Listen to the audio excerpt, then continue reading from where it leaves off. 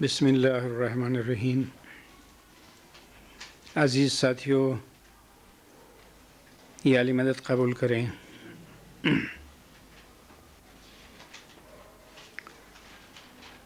دانشمندی یہ ہے کہ ہم بنیادی چیزوں کو لیں اور ان کو اہمیت دیں، ان میں اچھی طرح سے غور و فکر کریں۔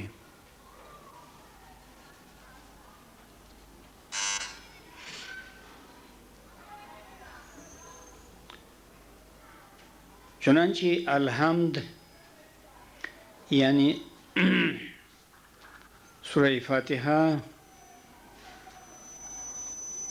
دین اسلام کی بنیادی تعلیمات میں سے ہے، کیوں نہ ہو جبکہ یہ ام القرآن ہے۔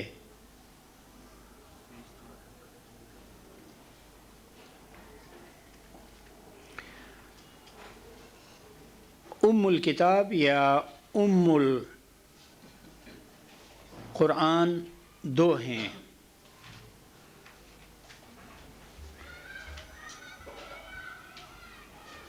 ظاہر میں یہ سورہ فاتحہ ہے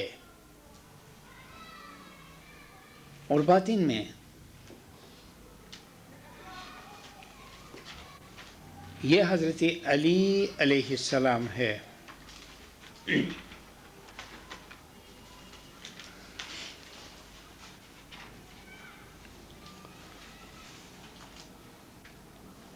اس تصور کو مانتے ہوئے کچھ سورۃ الفاتحہ کے بارے میں بیان کیا جاتا ہے۔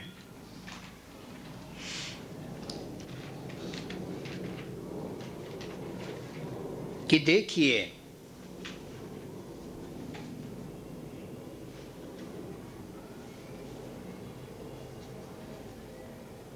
کہ اسلام میں تین عظیم چیزیں ہیں۔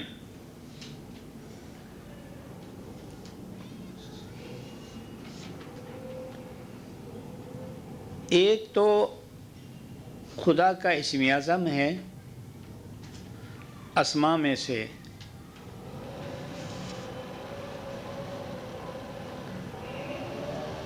اور آیتوں میں سے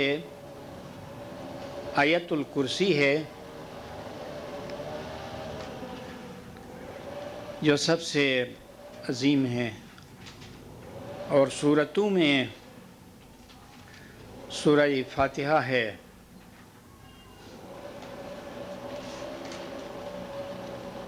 اب ہم سورۃ الفاتحہ کے بارے میں چند نکات بیان کرنا چاہتے ہیں۔ وہ اس طرح سے ہیں کہ توجہ فرمائیں کہ اس میں ایسے جامع الفاظ ہیں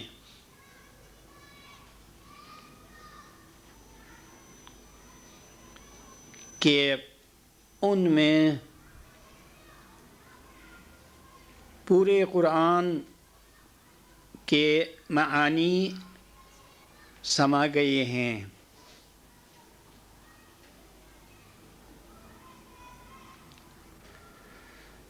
ہم کہہ سکتے ہیں کہ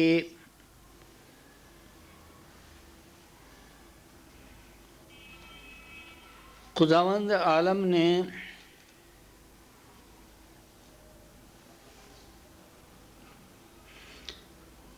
سورہ فاتحہ کو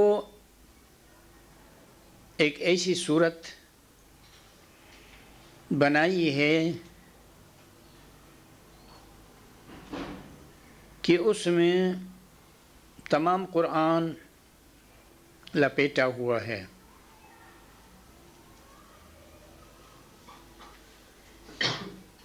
چنانچہ یہ سورہ زبان قدرت سے مومنین کی تعلیم کے طور پر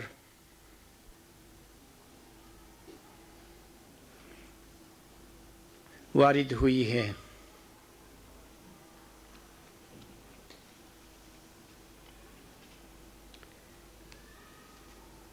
اور یہ تعلیم کسی اور کے لیے نہیں، صرف مومنین ہی کے لیے ہے۔ جیسے شروع میں ارشاد ہے کہ الحمدللہ رب العالمین،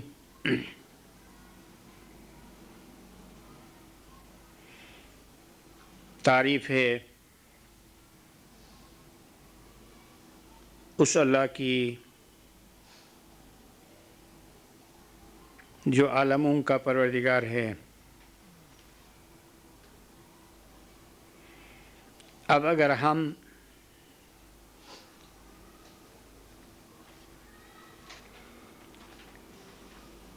لفظ اللہ کی تشریح کریں تو اس میں خدا کے سارے نام آ جاتے ہیں۔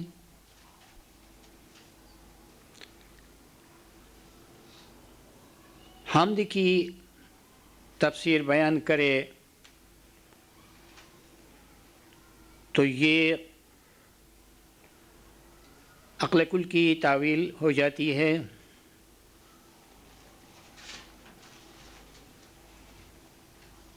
عالمین کی وضاحت کریں تو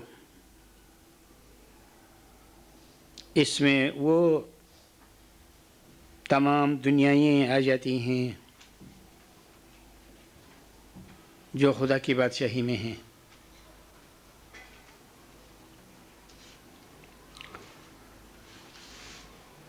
اور عالمین کے بعد اور کوئی چیز باقی نہیں رہتی۔ یقیناً یہ عالمین حضرت امام جعفر صادق علیہ السلام کے ارشاد کے مطابق عوالمی شخصی ہی ہیں۔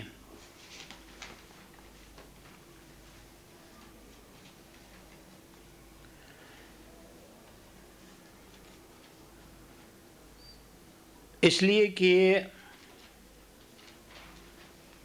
خداوند کی ربوبیت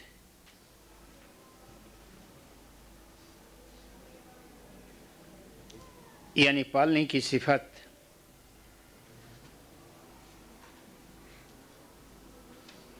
بے مرتبہ اعلیٰ صرف انسانوں سے متعلق ہو جاتی ہے۔ اس میں ایسا نہیں کہ اللہ کی پرورش کا اطلاق بے جان چیزوں، نباتات، حیوانات پر بھی ہوتا ہو، ایسا نہیں۔ چونکہ اللہ کی پرورش بطور خاص اور سب سے اعلیٰ عقلی کیفیت میں ہے، اس کے بعد روحانی ہے، اس کے بعد جسمانی ہے، لیکن جسمانیت میں بھی یہ انسانوں کے لیے ہے۔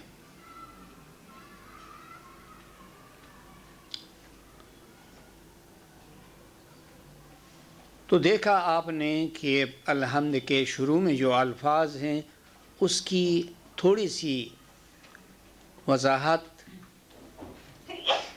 سے پتہ چلا کہ اس سورہ میں کتنی جامعیت ہے۔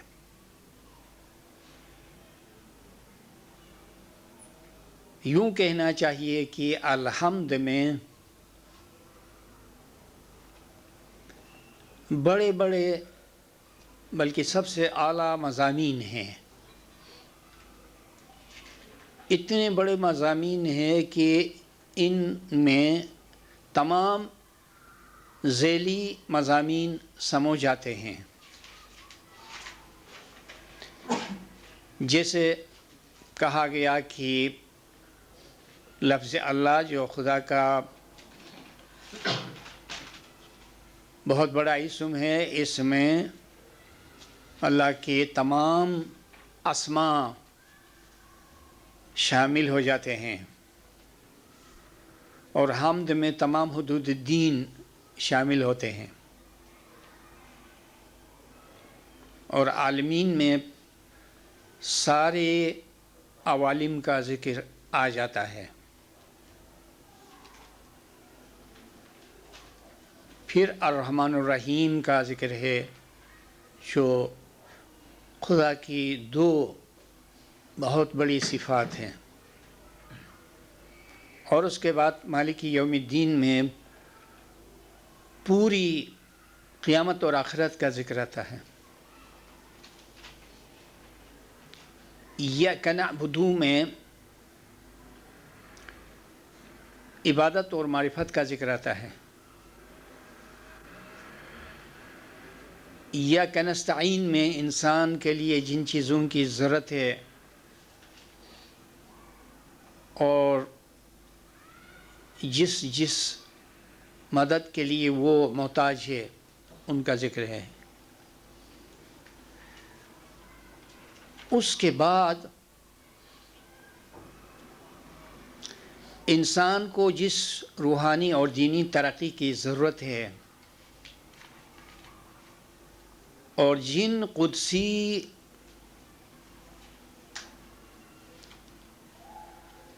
صفت انبیاء و اولیاء کے نقش قدم پر چلنا چاہیے اور جس راستے سے آگے بڑھنا چاہیے، اس کا ذکر ہے۔ اہدنا الصراط المستقیم میں دوسرے تمام راستوں کو چھوڑ کر جو راہ راست ہے، جو نزدیک ترین راستہ ہے، جو عشق و محبت کا راستہ ہے، جو علم و معرفت کا راستہ ہے، وہی مطلوب ہے۔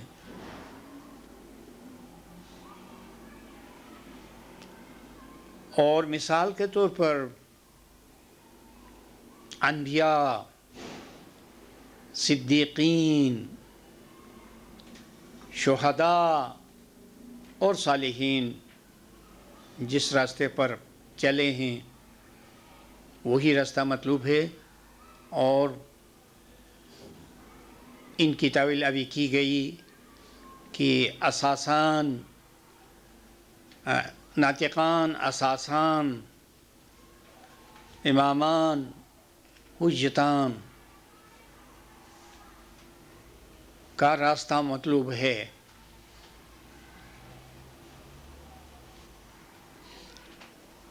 تو پھر اس کے بعد کوئی چیز نہیں رہتی ہے، کوئی نعمت باقی نہیں رہتی۔ اس کے بعد ان لوگوں سے اور ان کے راستے سے احتراز ہے، غیر المغضوب علیہم ولا الضالین۔ یہ دو گروہ ہیں، ایک وہ ہے جن پر اللہ کا غضب نازل ہوا، ایک وہ ہیں جو گمراہ ہو گئے۔ اللہ کے غضب اور گمراہ میں فرق یہ ہے کہ کچھ لوگ تھے وہ دین کے راستے پر چلتے تھے لیکن نافرمان ہو گئے کہ ان پر اللہ کا غضب نازل ہو گیا، اور گمراہ کا مطلب یہ ہے کہ ان کو ابھی تک راستہ نہیں ملا ہے یا راستے سے وہ بھٹک گئے ہیں۔ یہ تو صرف ایک مثال ہے اور ایک نمونہ ہے